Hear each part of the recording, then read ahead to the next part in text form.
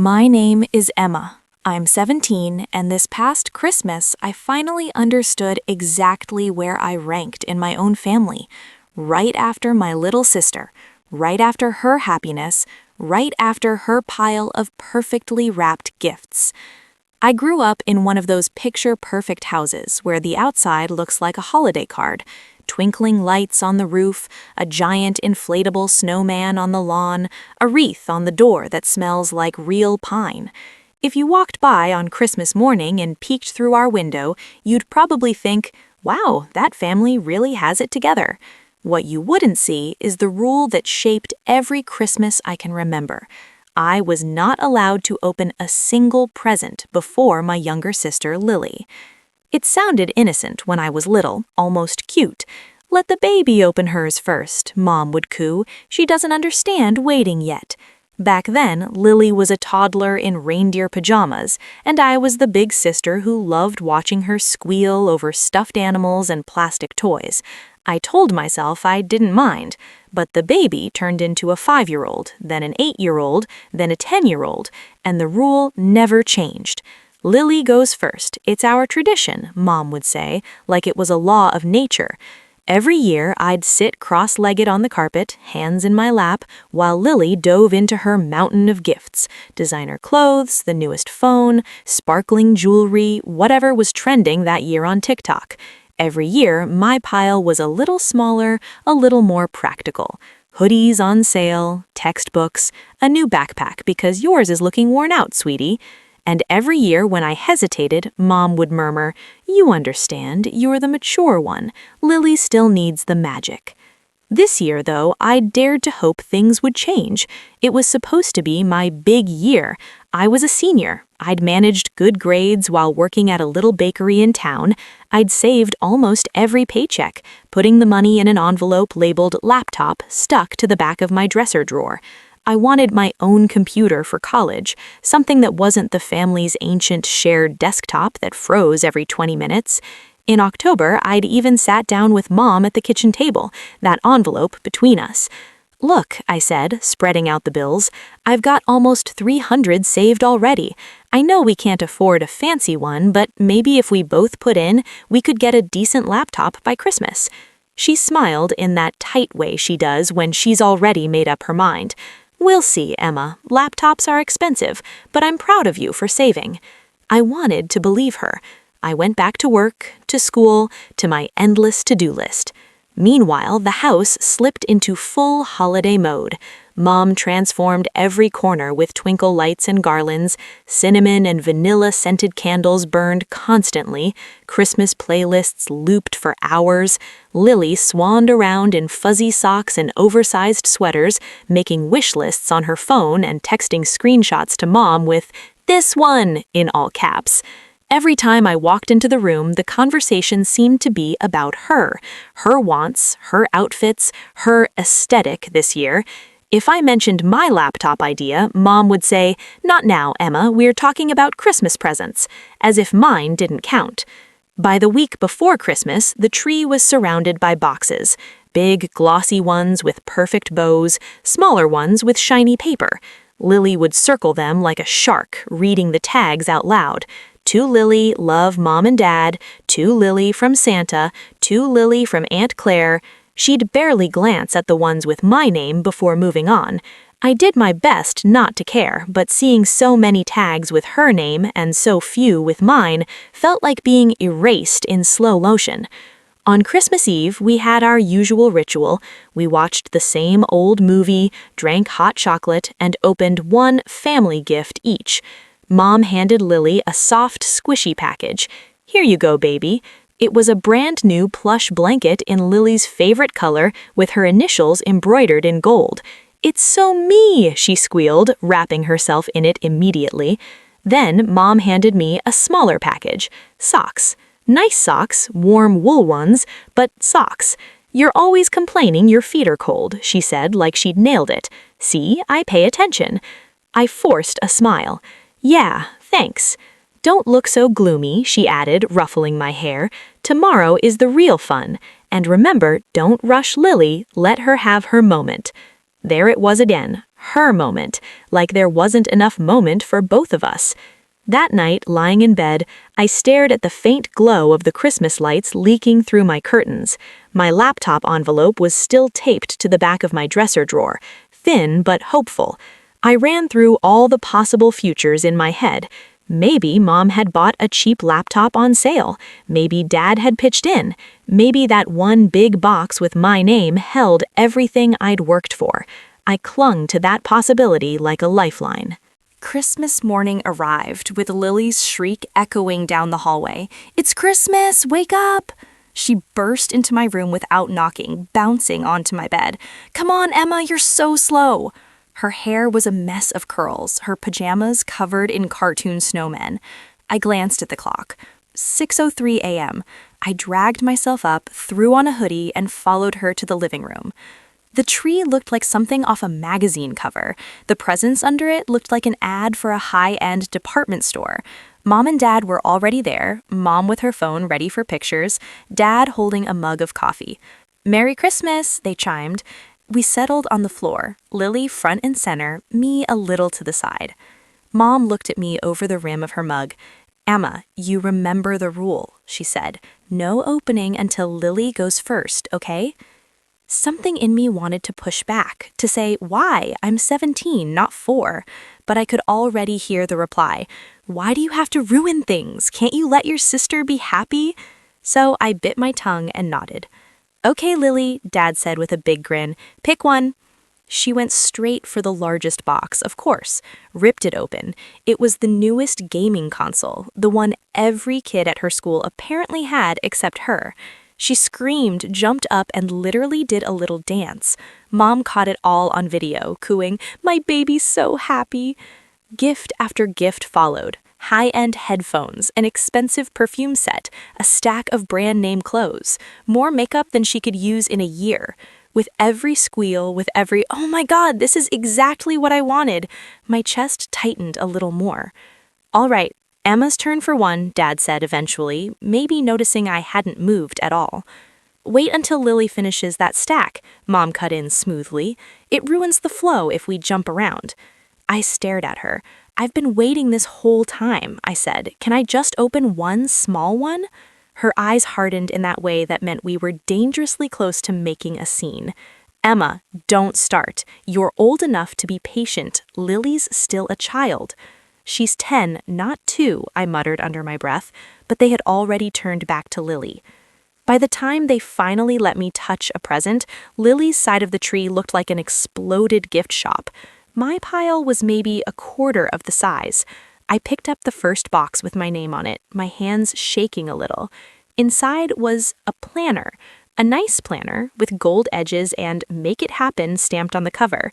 The second gift was a sweater 2 sizes too big, with the tag still from the discount store.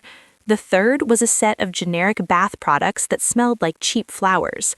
I tried to be grateful, I did, but compared to the avalanche of luxury Lily had just announced to the whole house, my gifts felt like an afterthought.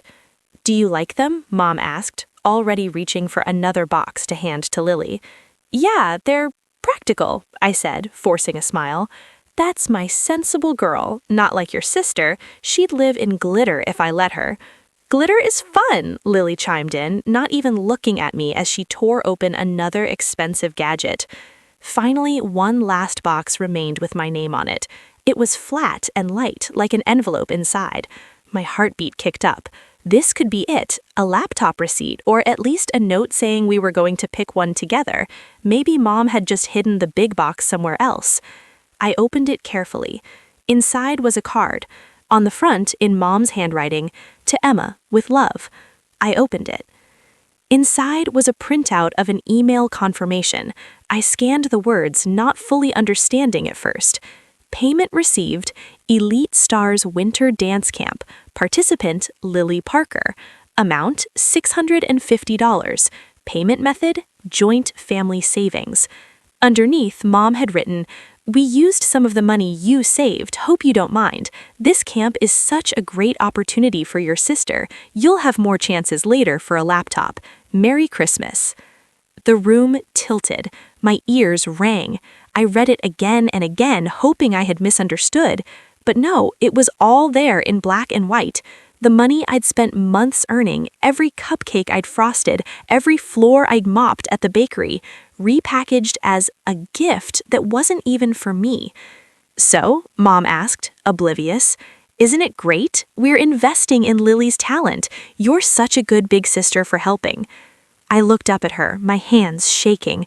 "You took my savings for her dance camp?" She frowned slightly like I'd just missed a very simple math problem. "Emma, it's family money. What's yours is all ours. You'll understand when you're a mother. And we still got you plenty of things. Don't be ungrateful." Ungrateful. The word lodged in my throat like a rock. Lily glanced over, barely interested. "Oh my God, Mom, did you tell her about the VIP package? I get one-on-one coaching with that famous choreographer from TikTok?" She screamed again, hugging the paper like it was the best thing that had ever happened to her. "See, Mom?" said Mom softly to me. "Look how happy she is. Isn't that worth it?" I didn't trust myself to answer. I set the card down carefully, stood up, and said, "I'm going to the bathroom." I walked down the hall, shut the door to my bedroom instead, and leaned against it, my whole body buzzing with anger and hurt. I don't know how long I stood there before I heard Mom's voice again, muffled through the wall of my room. She was on the phone, her covering-up voice on, sweet and performative. "Oh, it went great. She loves everything," she was saying. "Emma? Oh, you know her. She's fine with whatever. She's the practical one. As long as Lily's Christmas is magical, Emma will understand. She always does." Something inside me snapped so cleanly it was almost a relief. No, I didn't understand, not anymore. And if they were so sure I'd always just be fine, maybe it was time to show them what life looked like without that guarantee. I sat on my bed, pulled my laptop envelope out from behind the dresser. It was empty, of course. All that was left was sticky residue and a faint rectangle of dust where hope used to be. I picked up my phone and opened the photo app. There, from a few minutes ago, was a picture Mom had snapped, Lily in a sea of torn wrapping paper, clutching a stack of boxes, me blurry in the background, half turned away, smile not quite reaching my eyes. I switched to my notes app and started typing, my fingers flying faster than my thoughts could keep up. Every Christmas, my mom makes me sit there and watch my little sister open all her gifts first. I'm not allowed to touch mine. This year, she also took the money I saved for a laptop and used it to pay for my sister's dance camp, then handed me the receipt as my present. I stared at it for a moment. I wasn't sure what I was going to do with those words yet. Post them? Delete them? Only thing I knew was I felt a tiny bit less alone just seeing it written out. I'll tell you exactly what I did next, and how one Christmas morning rule turned into the last straw that made me change everything. But before I do, if you're still here listening to this, make sure you subscribe or follow for more stories like mine, because what happened after I stopped understanding will probably sound familiar to more people than my mom would ever admit. When I finally came back to the living room, the frenzy had died down. Bits of wrapping paper stuck to the carpet, gift bags sagged half open. Lily was scrolling through her phone, already posting photos of her haul to social media. Mom was stacking empty boxes. Dad was fiddling with one of Lily's new devices, trying to set it up. "There she is," Mom said. "You disappeared for a while. Everything okay?" "No," I wanted to say. "Nothing's okay." Instead, I answered, "I'm fine," because that's what I was trained to say. The rest of the morning blurred. Extended family trickled in, Aunt Claire with her loud laugh, Grandpa with his musty coat, my cousins dropping snow on the doormat. Everyone made a big deal about Lily's gifts. "Wow, your parents spoil you," one cousin laughed. Lily ate it up. A couple relatives turned to me with polite questions. "What'd you get, Emma?"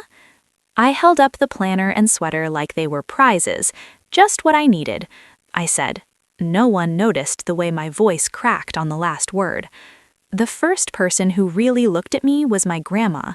She sat down next to me on the couch later in the day when everyone was distracted by Lily doing an impromptu dance routine in her new leggings. Grandma's eyes were sharp and kind in the way only old people who've seen too much can manage. "You're quiet," she said softly, "quieter than usual." "Just tired," I lied. She glanced at the planner on the coffee table at the pile of gifts behind Lily. Was all she said. Then, when your mom was your age, she always felt like her younger brother got more too." I looked at her, startled. "Really?" "Oh yes," Grandma said. "Different circumstances, same story. Funny how people repeat what hurt them, unless they stop and look in the mirror." Then she patted my knee and moved away to help bring dessert out, leaving that little bombshell ticking in my brain. That night, after everyone laughed and the dishwasher hummed in the background, I texted my boss at the bakery. "Hey, are you still looking for extra help over winter break?" She replied almost immediately. "Always. Want more hours?" "Yeah," I typed. "The more, the better." If my family felt entitled to my savings, then I would simply have to outwork their expectations. But this time, I wasn't going to tell them what I was saving for. No more envelope taped to the dresser, no more joint family money stories. This time, my plan would be mine alone. The next few days, I worked every shift I could get. Morning bread, afternoon cookies, late night cleanup. I came home smelling like sugar and yeast, too tired to do more than collapse into bed. Mom barely noticed. She was busy shuttling Lily to dance rehearsals and shopping for supplies for the upcoming camp. In the margins of that routine, another plan started forming, one that had nothing to do with laptops. At the bakery, we had a giving tree by the counter, a little fake tree with paper tags, each listing a child in need and something they wanted for Christmas. Customers could take a tag, buy the gift, and bring it back to be delivered to local shelters. I'd always thought it was sweet but distant. This year, I stood in front of it longer than usual, scanning the handwritten notes. Boy, 12, wants a science kit. Girl, 9, loves drawing, needs sketchbook and pencils. Teen, 16, just wants warm clothes. 16, my age, wants warm clothes. Not a dance camp, not the latest gadget, just to not be cold. Something twisted in my chest. On my next break, I took that tag off a tree. When my paycheck hit my account, I did something that shocked even me. I used some of it to buy that stranger a thick, good quality coat and boots, nicer than anything I owned myself. While I stood in the store line clutching the bag, my mom's voice echoed in my head. "As long as Lily's Christmas is magical, Emma will understand." Maybe I did understand, just not in the way she thought. I started doing this more. One tag, then another. A set of headphones for a kid who loved music but never had their own. A journal and fancy pens for a teenager who wants to be a writer. Every time I chose a gift, I thought, I see you. Whoever you are, I see you. In some strange way, it made the hollow space inside my own chest hurt less. Meanwhile, at home, nothing changed. Lily pranced around in her new clothes, counting down the days until dance camp. Mom bragged nonstop. "It's such a sacrifice," she'd say on the phone to anyone who'd listen. "But when your child has a gift, you have to nurture it." She never mentioned where the sacrifice really came from. One evening, a few days before New Year's, I made the mistake of confronting her. "Mom," I began cautiously in the kitchen while she dried dishes, "about the laptop money." She cut me off with a sigh. "Emma, are we really still on that?" "I worked for that," I said, my voice trembling. "You didn't even ask. You just decided for me." She put the dish towel down, her patience visibly thinning. "I decided for the family. You're going to college, there will be scholarships, loans, options. Lily has one shot at this camp. You're the big sister. You're supposed to support her." "I do support her," I said, "but supporting her shouldn't mean sacrificing everything I want." "Now you're being selfish," Mom snapped. "You got presents, you have a roof over your head, you have food. Some kids don't even have that, Emma. Be grateful." The irony of her using "some kids don't have that" while I was literally buying gifts for those exact kids almost made me choke. I realized in that moment that talking to her like this was like trying to fill a bucket with a hole in the bottom. No matter how carefully I poured my feelings out, they would always leak away before she caught them. That night, I posted what I'd written on Christmas morning. I didn't include names, photos, or specifics, just the story. That my mom had a rule that I couldn't open gifts before my younger sister, that my savings had been used as a present for someone else, that I felt invisible in my own house. I posted it in a teen forum and on my small social media account, not expecting much. By the next day, my notifications were flooded. Wait, are we the same person? My mom does the exact same thing, golden child and all. This made me cry. I thought I was the only one always understanding. Girl, you're not ungrateful. You're being used. Strangers saw me more clearly than my own family did. One comment stuck in my mind. You can't control if they treat you like an afterthought, but you can decide who gets front row seats in your life. Sometimes the best revenge is moving their seats to the back. Revenge? I hadn't thought of what I was doing in those terms yet. I wasn't plotting some dramatic movie scene. I was just refusing to keep playing the same role.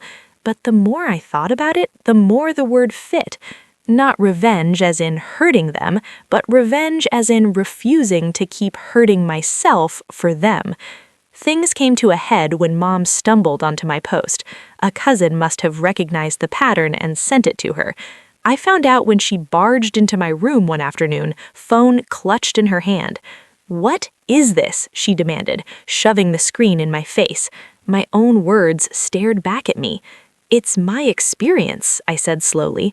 "You're making me sound like a monster to the whole world," she cried. "How could you air our private family matters like this? People are going to think I'm abusive."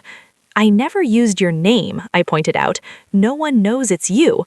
They just relate." "That's even worse," she snapped. "Now everyone with a chip on their shoulder thinks I'm the villain in their story too. Delete it." "No," I said. My heart was pounding, but the word came out steady. "I won't. This is the first time I've felt heard." She stared at me like she couldn't believe what she was seeing. "I don't even recognize you right now," she whispered. "Maybe because you've never really looked at me." It spiraled from there. Silent treatments, snide comments. She told my dad I was turning into one of those ungrateful internet kids. He tried to mediate, but his version of peacemaking was telling me to take the post down just to calm her down. I refused. Then, in the middle of all that tension, something unexpected happened. My grandma called and invited me over for lunch, alone. At her small kitchen table over tomato soup and grilled cheese, she said, "I saw that thing you wrote. Your cousin showed me." I braced. "Are you going to tell me to delete it, too?" She shook her head. "No. I'm going to tell you I'm sorry I didn't notice sooner, and that your mother is repeating patterns she swore she'd never repeat. I think it's time we talk as a family, not in whispers." I almost dropped my spoon. "You believe me?" "Honey, I've watched your mother bend over backwards for Lily while assuming you don't need bending for. I should have said something years ago. That's on me." She sighed. "If you're willing, I'd like to invite your parents and Lily here this weekend. Neutral ground, not your house, not online. And this time you won't be the one waiting quietly while everyone else opens their gifts, so to speak." The idea terrified me. Every serious talk in my house had ended the same way.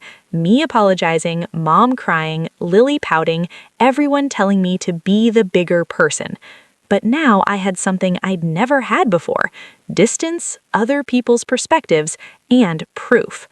The week leading up to that meeting, I prepared more thoroughly than I'd ever studied for an exam. I scrolled back through years of texts from Mom. "We'll do something for you later. Lily needs this now. You're older, you'll understand. Don't complain, at least you got something." I printed out the dance camp receipt, highlighting the part that said payment method, joint family savings, and the note about my money. I even found an old voice memo from last Christmas where Mom had accidentally recorded herself joking to a friend, "Emma's easy, she doesn't care what she gets. As long as Lily is happy, she's happy. I don't know what we'd do without that girl." Listening to that line again made something sting behind my eyes. I used to think it was a compliment. Now it sounded like a confession. They had built their whole system on the assumption that my needs didn't exist. On the day of the meeting, I felt like I was walking into a courtroom. Grandma opened the door and hugged me so tight I could barely breathe. "We're right here," she whispered. "You're not alone." Inside, Grandpa sat at the table with an expression that said he was more than ready to play judge if needed. When my parents and Lily arrived, the tension came with them, like a cold draft. Mom wouldn't quite meet my eyes. Dad looked like he wanted to be anywhere else. Lily crossed her arms and flopped into a chair, already on the defensive. "So," Grandma began, "we're here because Emma feels there's been a pattern of unfairness in how she's treated compared to Lily. We're going to let her speak first. No interruptions." Mom opened her mouth, probably to argue with the premise, but Grandma's look stopped her. My hands were shaking a little as I pulled out my stack of papers, but my voice, when it came, was surprisingly steady. "Every Christmas," I started, "I've been told I can't open my gifts until Lily does. I went along with it when we were kids, but it never ended. Even this year, you made me sit there and watch her open a mountain of expensive presents, while my pile was smaller and full of practical things. Then, when it was my turn for a big gift, you handed me proof that you'd taken my savings and spent them on her camp." Lily rolled her eyes. "I didn't tell her to do that," she muttered. "I know you didn't," I said, looking at her. "This isn't about you asking for things. It's about Mom deciding my hard work was less important than your happiness and expecting me to be grateful for it." Mom bristled. "We are one family. Sometimes we make sacrifices for each other." "Exactly," I agreed, "except the sacrifices always go one way. I give up things, my time, my money, my place in line, so Lily doesn't have to give up anything, and you call that tradition and support." Dad finally spoke. "We never meant to hurt you," he said quietly. "We honestly thought you were okay with it. You never complained like this before." I handed him the dance camp receipt. "I shouldn't have to complain for you to think twice about taking my savings without asking," I said. "That's not family, that's theft dressed up as kindness." Mom's face flushed. "How dare you accuse me of theft? I feed you, I clothe you, I drive you everywhere. And I work to make your life easier," I cut in, sharper now. "I babysit Lily, I do chores, I help with everything. That doesn't mean you own the money I earn. You decided my Christmas wish didn't matter. You decided my future laptop could wait, but Lily's camp couldn't. You decided I could wait to open my gifts so she could feel special. You decided I was the understanding one and never once asked if I actually understood." The room went very quiet. Then I did the scariest thing I'd planned. I pulled out my phone and pressed play on that old voice memo. Mom's voice filled the room, laughing. "Emma's easy. She doesn't care what she gets. As long as Lily is happy, she's happy. I don't know what we'd do without that girl." Hearing her own words made Mom physically flinch. Grandpa's eyebrows shot up. Grandma closed her eyes. "You made my bare minimum happiness into a resource, something you could spend to buy more joy for Lily. You gambled that I'd always be okay being last, and you lost, because I'm not okay anymore." Lily looked between us, suddenly unsure. "I mean, I knew you liked me getting stuff," she said weakly. "I thought you didn't care about presents." Everyone cares about being considered, about being asked, about not constantly being told to wait because someone else's feelings come first. You were a kid, Lily. Mom and Dad were the ones who should have balanced things. They didn't. Mom finally broke. Tears spilled over. I was trying to give you what I never had. My brother got everything growing up. My parents told me to understand, too. I swore I'd make one of my kids feel special, and I guess, she trailed off, and you did. You made Lily feel special. You just never noticed the other daughter who started feeling invisible in the process. She covered her face with her hands. I didn't want to be my mother, she whispered. Then stop repeating her, Grandma said gently but firmly. Right now, this is your chance. Dad looked at me with something like guilt finally settling into his features. What do you want us to do, Emma, specifically? Not just be better. What does that look like to you? I'd thought about that a lot. First, I said, no more Lily opens everything first rule. Either we take turns or we all open together. I'm not watching from the sidelines like a guest anymore. Second, no more using my money without asking, ever. If you touch my earnings again, I start keeping them somewhere you can't reach. Third, stop calling me selfish or ungrateful when I say I'm hurt. Those are not the same thing. They both nodded slowly. I could tell it hurt their pride, but for once they weren't arguing with reality. And what about online? Mom asked in a small voice. Are you going to keep telling people how awful we are? I thought of all the comments from people who'd been exactly where I was, of the kids who'd messaged me saying they felt less crazy reading my words. I never said your names, I reminded her. I shared my side. I needed to. I might share more, but if you're afraid of looking bad in my stories, maybe you should focus on not giving me bad stories to tell. Even Grandpa smiled a little at that, like he couldn't help but appreciate the logic. I took a breath. I'm not writing you off, I added, yet. I'm just not willing to keep sacrificing my happiness for a spot in this family. If you want me here next Christmas, things have to be different. Lily uncrossed her arms and looked down at her hands. Can we maybe share stuff sometimes? She said quietly. Like, if I get something big, you get something big too? I don't want you to hate me. I sighed. I don't hate you, Lily. I never did. I just hate the way they built everything around you. She nodded, tears pricking her eyes. I can live without going first. It's not that deep. It is, but at least now you know why. The meeting ended without a magical group hug or a perfect resolution. There were no sweeping apologies that fixed years of hurt in one speech, but there was something almost as important: acknowledgement. The weight of being the understanding one shifted, at least a little, off my shoulders and onto the people who'd put it there. In the weeks that followed, my parents stumbled and backtracked, then tried again. Mom would start to say, Lily really needs this, then catch herself and add, and we should think about what Emma needs too. Dad began slipping me $20 here and there from his own wallet, saying, for your laptop fund, just yours. Lily made awkward but genuine attempts to include me in her excitement instead of just expecting me to clap from the sidelines. I kept working at the bakery, kept taking tags off the giving tree, kept writing. My story about the Christmas rule continued to circulate. Someone set it to soft music and reposted it as a POV you were never allowed to open gifts first video. It went weirdly viral.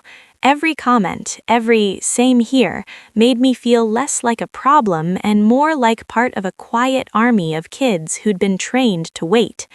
By the time next Christmas rolled around, I had enough saved and enough help from a surprise scholarship to finally buy that laptop. I walked into the store by myself, paid with my own card, and carried the box out feeling like it weighed nothing. On Christmas morning, when we all gathered around the tree again, the atmosphere was different. There were still presents with Lily's name on them, still things she squealed over, but there were just as many with mine. Mom took a deep breath before we started and said, okay, this year we're going to do it differently. One gift each, taking turns. No more saving Emma for last. Lily looked at me and shrugged. You can go first if you want, she said. I smiled. Let's just take turns, I answered. That's enough. As we opened our gifts, together, not in a pecking order, it struck me how small the actual items were in comparison to the feeling.